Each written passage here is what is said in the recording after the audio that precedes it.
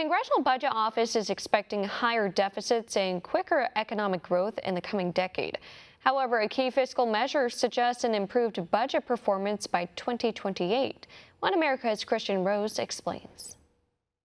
A new report finds President Trump's tax cuts and fiscal stimulus are poised to ease the burden of national debt, despite increasing the debt in absolute numbers. The Congressional Budget Office, or the CBO, released its budget and economic outlook for the years 2018 to 2028, saying the budget deficit will exceed $1 trillion per year as soon as 2019. The CBO found annual GDP growth will accelerate to 3.3% as soon as this year, compared to the meager 2% the CBO previously expected. You know, the U.S. federal budget is not on a sustainable path. That is widely understood and accepted, and we need to do those things to put it on a sustainable path. And this is a good time to be doing that because the economy is strong.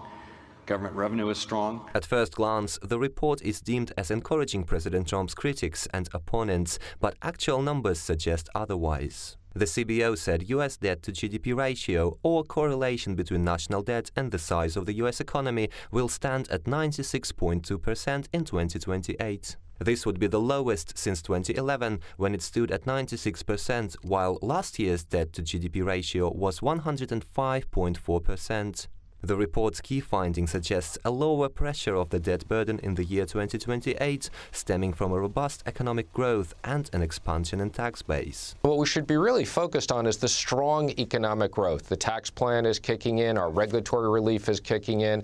Trade has always been the third part of our agenda. The CBO also said President Trump's initial round of tax cuts, coupled with the preliminary assessments of this administration's infrastructure package and deregulation, will significantly raise real GDP in the near term. In the longer run, the U.S. economy is expected to moderate at higher annual GDP growth levels than previously expected. Our economy is in fine shape. All right, jobs were a little sloppy, but they were huge the last month.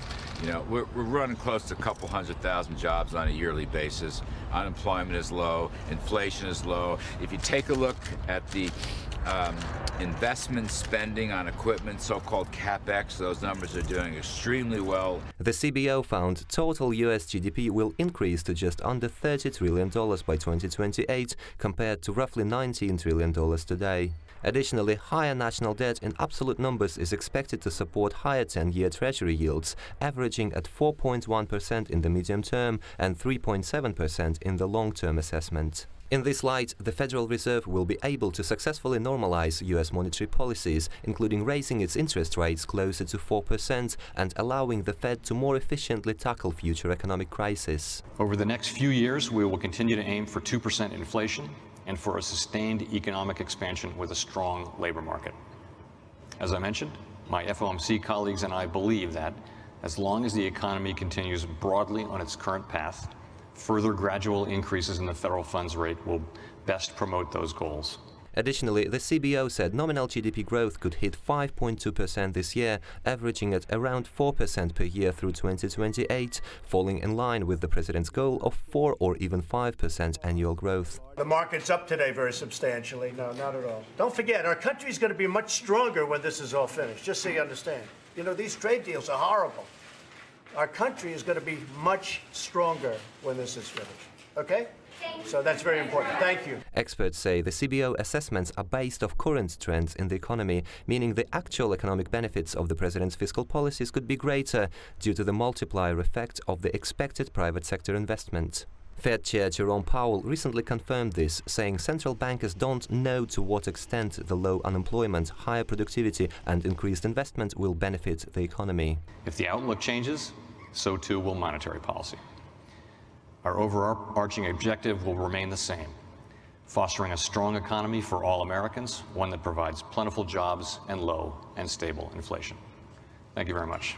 Despite its fairly conservative tone, the CBO report suggests the U.S. economy is entering the second year of so-called Trumponomics with a higher confidence of the president's supply-side reform. Kristian, Rouz, One American News. We can use your help. Call your cable provider and kindly demand that One American News is added to your lineup. Call today.